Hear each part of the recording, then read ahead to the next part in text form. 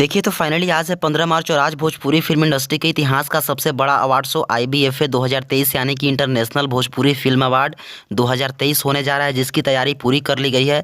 आप सब जो वीडियो क्लिप्स देख पा रहे हैं वहीं से निकल कर आई है दुबई से, जो कि कोका कोला अरेना जिस जगह पे भोजपुरी फिल्म इंडस्ट्री का है सबसे बड़ा अवार्ड शो IBFA होने जा रहा है।